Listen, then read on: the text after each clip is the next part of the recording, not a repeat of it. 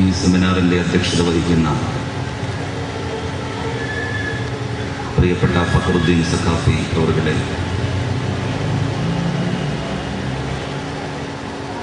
ഇവിടെ വിഷയാവതരണം നടത്തി സംസാരിച്ച ബഹുമാന്യനായ സാദിഖ് സഖാഫി അവരുടെ, ഈ വിഷയത്തോട് പ്രതികരിക്കാൻ വേദിയിൽ സന്നിഹിതനായിരിക്കുന്ന എൻ്റെ പ്രിയ സുഹൃത്തും കേരള നിയമസഭയിലെ അംഗവുമായ ശ്രീ അബ്ദുറഹിമാൻ രണ്ടത്താണി അവരുടെ, എൻ്റെ സ്നേഹിതൻ യൂത്ത് കോൺഗ്രസിൻ്റെ നേതാവ് അഷ്റഫ് രാങ്ങാട്ടൂർ, എൻ്റെ മാന്യ സുഹൃത്ത് ബഷീർ മാസ്റ്റർ പറവന്നൂർ, വേദിയിലെ എൻ്റെ സ്നേഹിതന്മാർ കുഞ്ഞു, ഷറഫുദ്ദീൻ, ഡോക്ടർ ജലീൽ, മുഹമ്മദ് അലി ഹാജി, ഫത്താഹ് തങ്ങൾ, പ്രിയപ്പെട്ട സഹോദരന്മാരെ, സുഹൃത്തുക്കളെ, അസ്സലാമു അലൈക്കും വറഹ്മത്തുള്ളാഹി വബറകാതുഹു.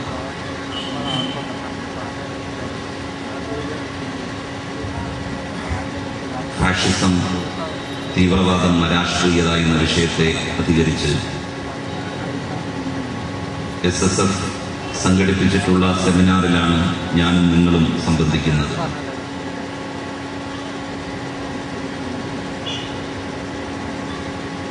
ഞാനിന്ന് ഇത്തരമൊരു പരിപാടിയിൽ സംസാരിക്കുവാനുള്ള ഒരു മാനസികാവസ്ഥയിലല്ല. കുറച്ച് ദിവസങ്ങളായി. കാരണം പത്രങ്ങളിൽ ദിനേന വന്നുകൊണ്ടിരിക്കുന്ന വാർത്തകൾ നമ്മളെ എല്ലാവരെയും വല്ലാതെ അസ്വസ്ഥമാക്കുന്നുണ്ട്. ഒന്നും ശരിയാവരുത് എന്ന് നമ്മളൊക്കെ പ്രാർത്ഥിക്കുന്നു. എല്ലാം തെറ്റാവട്ടെ എന്ന് നമ്മളൊക്കെ ആഗ്രഹിക്കുന്നു. ഒരിക്കലും നമ്മളുടെ സമൂഹം, മുസ്ലിങ്ങൾ നിർത്തപ്പെടരുത് എന്ന് നാം എല്ലാവരും താല്പര്യപ്പെടുന്ന സ്ഥലത്താണ് നമ്മൾ കുറച്ചു കാലമായി നിർത്തപ്പെട്ടുകൊണ്ടിരിക്കുന്നത്. എന്ത് സംഭവിച്ചു? ഇന്ത്യയിലെ പ്രബലമായ ന്യൂനപക്ഷ വിഭാഗമായ മുസ്ലിങ്ങൾക്ക്,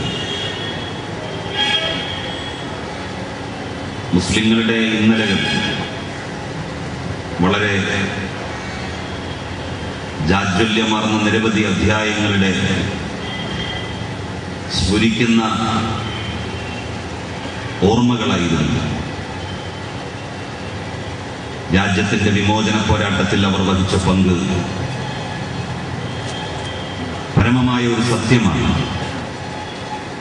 1498 മുതൽ നൂറ്റാണ്ടുകൾ നീണ്ടുനിന്ന വൈദേശികാധിപത്യത്തിനെതിരായിട്ടുള്ള സമരങ്ങളിൽ മുസ്ലിം ജനവിഭാഗം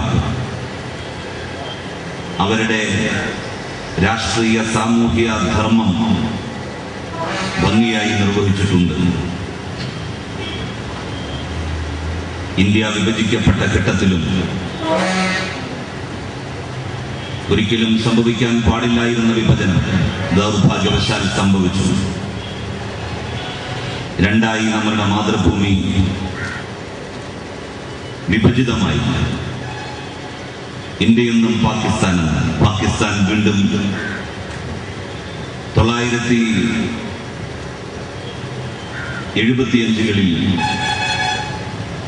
പിളർപ്പിനെ അഭിമുഖീകരിച്ചു. ബംഗ്ലാദേശ് എന്ന് പറയുന്ന മറ്റൊരു നാടും പിറന്നു.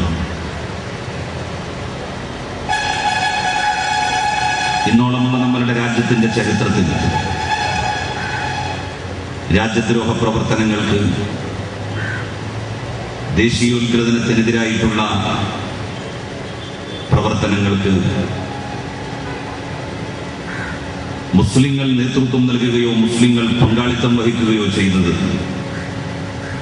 ചൂണ്ടിക്കാണിക്കാൻ ആർക്കും കഴിയുമായിരുന്നില്ല. എന്നാൽ കുറച്ചു കാലമായി അങ്ങനെ കഴിയുന്ന ഒരു സാഹചര്യം ഉണ്ടായിക്കൊണ്ടിരിക്കുന്നു.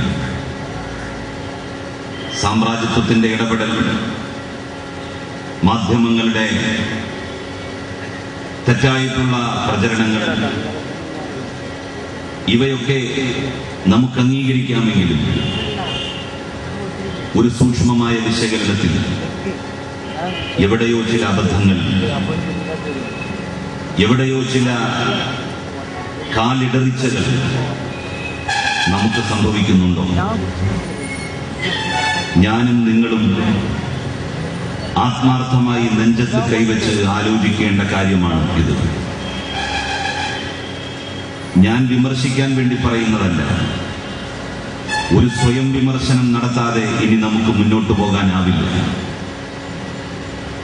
എവിടെയാണ് നമുക്ക് ചുവട് പിഴച്ചത്?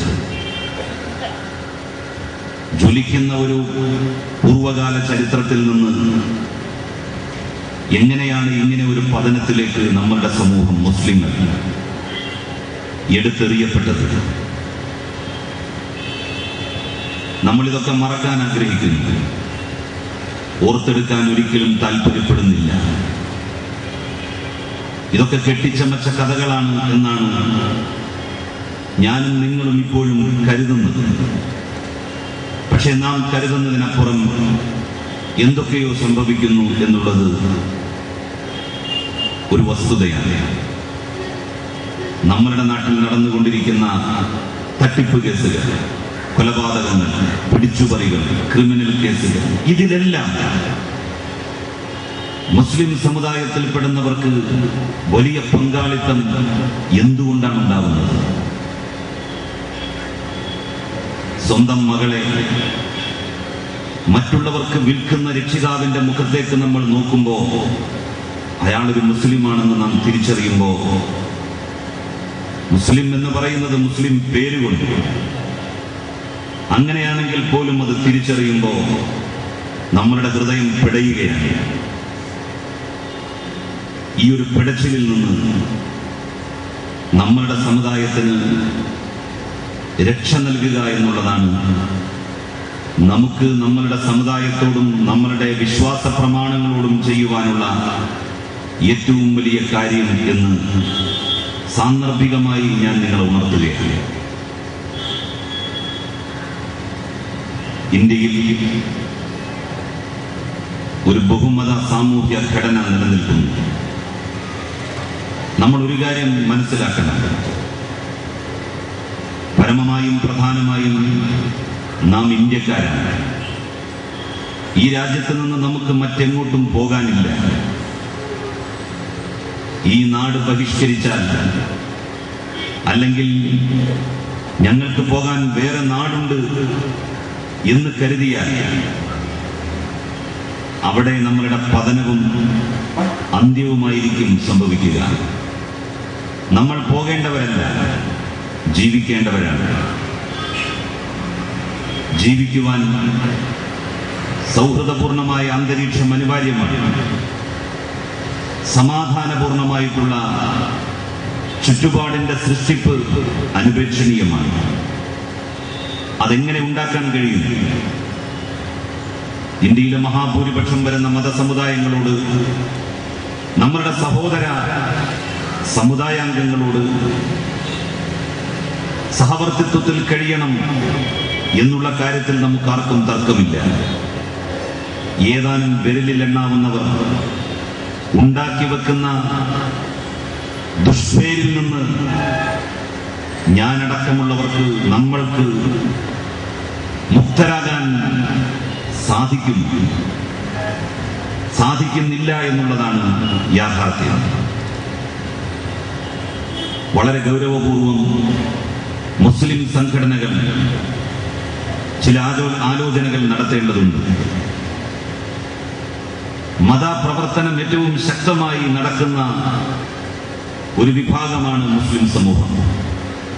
അവർക്കിടയിൽ എന്തുകൊണ്ടാണ് ഇത്തരത്തിലുള്ള വലിയ വലിയ അധാർമികതയുടെ, ഒരിക്കലും സംഭവിക്കാൻ പാടില്ലാത്ത തെറ്റുകൾ മുസ്ലിം സമൂഹത്തിലെ അംഗങ്ങൾ എന്നുള്ള നിലയിൽ ചില ആളുകളുടെ ഭാഗത്തു നിന്ന് ഉണ്ടാകുന്നത്,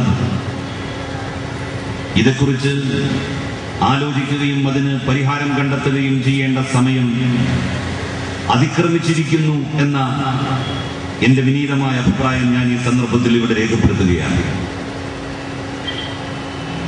ഇന്ത്യ ഒരു ജനാധിപത്യ മതേതര സമൂഹം നിലനിൽക്കുന്ന, അല്ലെങ്കിൽ അതിനെ വളരെ ശക്തമാക്കി നിലനിർത്തണമെന്ന് ആഗ്രഹിക്കുന്നവരുടെ ഒരു നാടാണ്. 1990-കൾക്ക് ശേഷം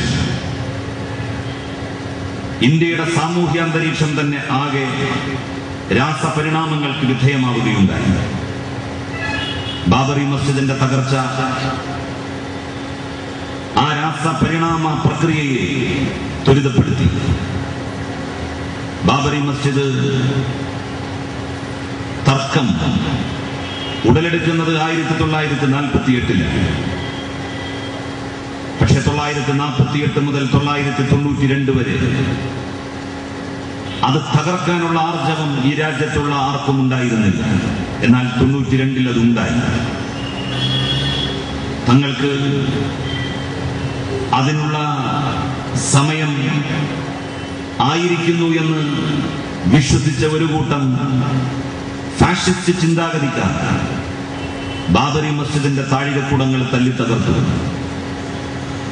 ഇന്ത്യ മുഴുവൻ അതിൽ പ്രതികരിക്കുകയും പ്രതിഷേധിക്കുകയും ചെയ്തു. ഞാൻ ഇന്നും ഓർക്കുന്നു, ഹിന്ദു ദിനപത്രം ഡിസംബർ 7-ാം തീയതി ഇറങ്ങിയത് മുഖപ്രസംഗത്തിന്റെ കോളം ശൂന്യമാക്കിയിട്ടുകൊണ്ടാണ്. ആ ശൂന്യമാക്കിയിടലിലൂടെ രാജ്യത്തിന്റെ ദേശീയമായ മതേതരമായ പാരമ്പര്യം ഉയർത്തിപ്പിടിക്കുകയായിരുന്നു ആ പത്രം.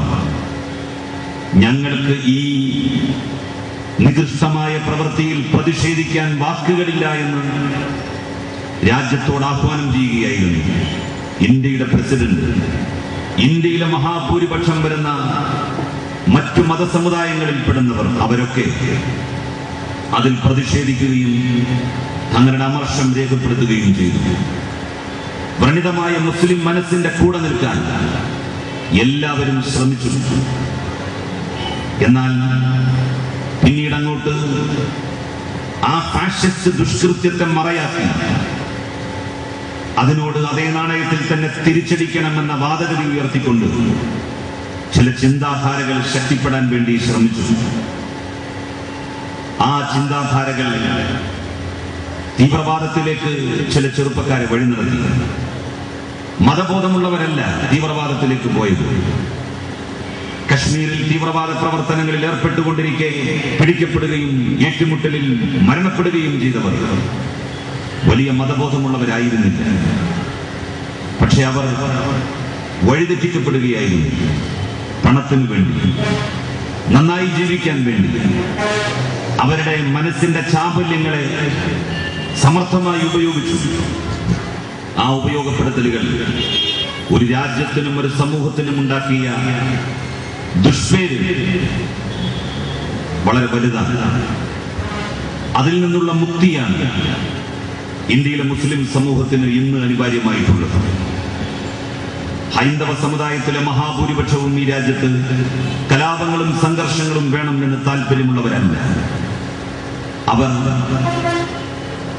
ഇന്ത്യയിലെ ഹൈന്ദവ സമൂഹത്തിന്റെ പിന്തുണാർജിച്ചവരും അല്ല.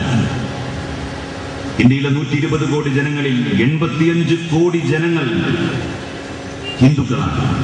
പക്ഷെ ഇന്നും ഇന്ത്യയിൽ ഹിന്ദുത്വം എന്ന് പറയുന്ന ഒരുതരം ഭീകരമായിട്ടുള്ള ആശയം ഉയർത്തിപ്പിടിക്കുന്ന ഫാഷിസ്റ്റ് ചിന്താഗതിയുള്ളവർക്ക് സ്വന്തമായി ഭൂരിപക്ഷം പോലും കിട്ടിയിട്ടില്ല. അവർ രാജ്യം ഭരിച്ചിട്ടുണ്ടെങ്കിൽ ഇന്ത്യയിലെ മറ്റു ഇതര മതേതര പാർട്ടികളുടെ കൂടി പിന്തുണ കൊണ്ടാണ് എന്നുള്ളത് നമുക്കറിയാം. നമുക്കത് മറക്കാനാവില്ല. അതിൽ നിന്ന് നാം മനസ്സിലാക്കേണ്ടത് ഇത്തരത്തിലുള്ള ചിന്താഗതികൾ വെച്ചു പുലർത്തുന്നത് ഹൈന്ദവ സമൂഹം പോലും അംഗീകരിക്കുന്നില്ല എന്നുള്ളതാണ്. അതാണ് ഇന്ത്യയിലെ ഹൈന്ദവ സമൂഹത്തിന്റെ മനസ്സ്. ആ മനസ്സിനെ വിലമതിച്ചുകൊണ്ടാവണം ഇന്ത്യയിലെ ഇതര ജനവിഭാഗങ്ങളും അവരുടെ പ്രവർത്തനങ്ങളെ രൂപപ്പെടുത്തേണ്ടത്, അവരുടെ ചുറ്റുപാടുകളെ രൂപപ്പെടുത്തിയെടുക്കേണ്ടത്. അതിന് നമുക്ക് മാനസികമായി തയ്യാറാവാൻ തീർച്ചയായും ഇത്തരത്തിലുള്ള ചടങ്ങുകളും സെമിനാറുകളും ഫലം ചെയ്യും എന്നാണ് ഞാൻ വിശ്വസിക്കുന്നത്.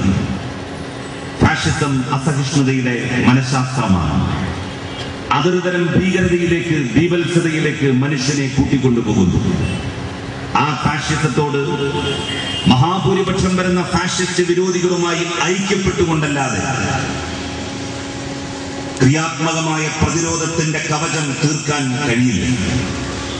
തീവ്രവാദം ഫാഷിസത്തിന് പ്രതിരോധം തീർക്കുവാനുള്ള കവചമാണ് എന്ന് വിശ്വസിക്കുന്നവർ വിഡ്ഢികളുടെ സ്വർഗത്തിലാണ്. നേരത്തെ ഇവിടെ സൂചിപ്പിച്ചു പാകിസ്ഥാൻ എന്ന് പറയുന്ന രാജ്യത്തിന്റെ ദുരന്തത്തെക്കുറിച്ച്. ആ നാട് തകർന്നുകൊണ്ടിരിക്കുകയാണ്.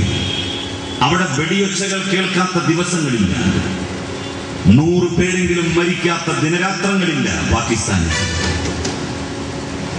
ഭീകരവാദികൾ, തീവ്രവാദികൾ അവിടം താവളമാക്കി അവിടെ ആ രാജ്യത്തിന്റെ സ്വസ്ഥതയെ ഇല്ലാതാക്കിക്കൊണ്ടിരിക്കുന്നു. സാമ്രാജ്യത്വ ശക്തികൾക്ക് ഭീകരവാദികളെയും തീവ്രവാദികളെയും സൃഷ്ടിക്കുന്നതിൽ വലിയ പങ്കുണ്ട്. അവരുമായി ചങ്ങാത്തത്തിലാകുന്നത് ഭീകരവാദത്തെ പുഷ്ടിപ്പെടുത്തുന്നതിന് ഹേതുവാകും.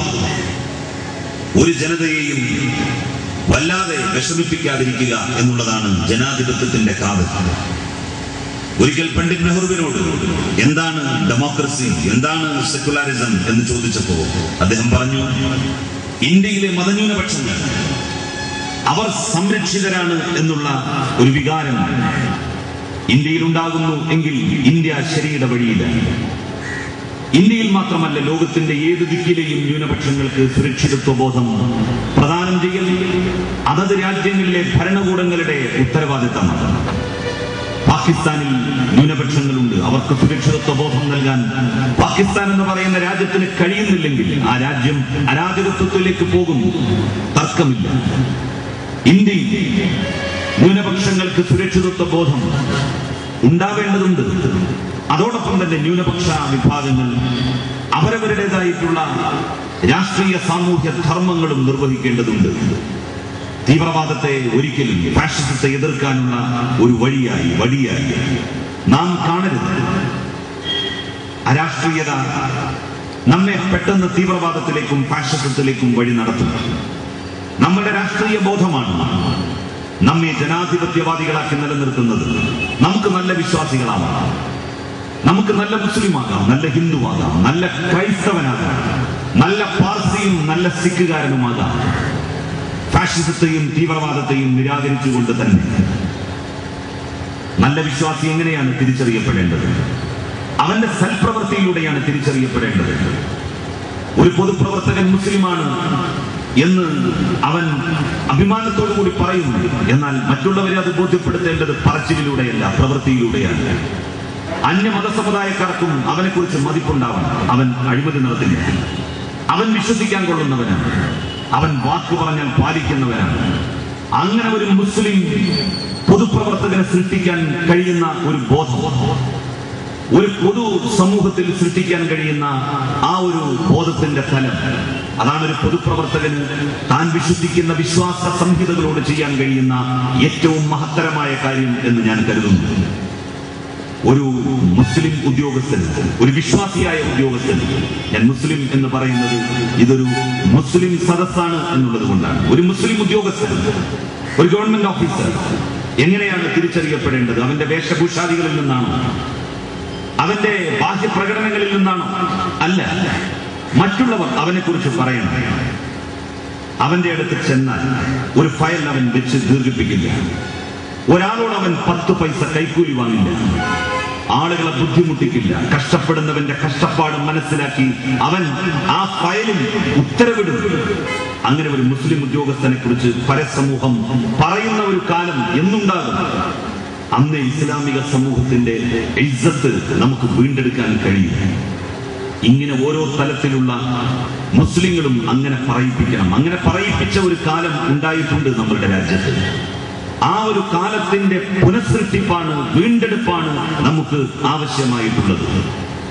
വ്യാപാരികളായി മുസ്ലിങ്ങൾ ഇന്ത്യയിലേക്ക് വന്നു.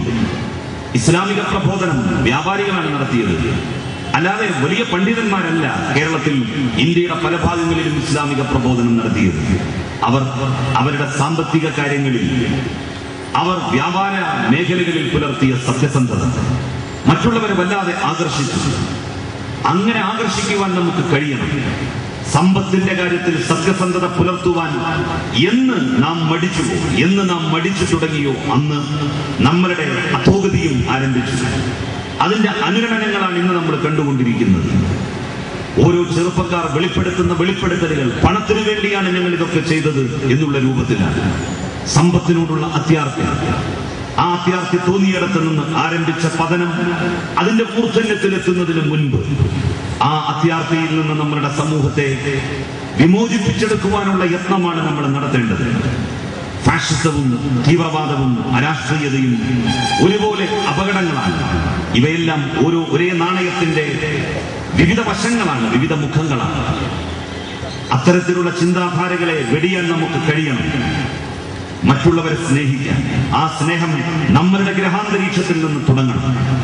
നമ്മൾ മറ്റുള്ളവരോട് ബഹുമാനം തോന്നണമെങ്കിൽ, നമ്മളെ മറ്റുള്ളവർ ബഹുമാനിക്കുകയും സ്നേഹിക്കുകയും ചെയ്യണമെങ്കിൽ നമുക്ക് മറ്റുള്ളവരോടും അങ്ങനെ ഒരു വികാരം തോന്നണം. അങ്ങനെ തോന്നുന്ന ഒരു മാനസികാവസ്ഥ ഉണ്ടാക്കിയെടുക്കുവാനാണ് നമ്മൾ ശ്രമിക്കേണ്ടത് എന്ന എന്റെ വിനീതമായ അഭിപ്രായം ഇവിടെ രേഖപ്പെടുത്തിക്കൊണ്ട് സമയത്തിന്റെ പരിമിതി കൂടി കണക്കിലെടുത്തുകൊണ്ട് ഞാൻ എന്റെ വാക്കുകൾക്ക് വിരാമമിടുന്നു. നിങ്ങൾക്ക് നന്ദി. ജയ്. ഇനി അബ്ദുൾ റഹ്മാൻ നടത്താൻ സംസാരം.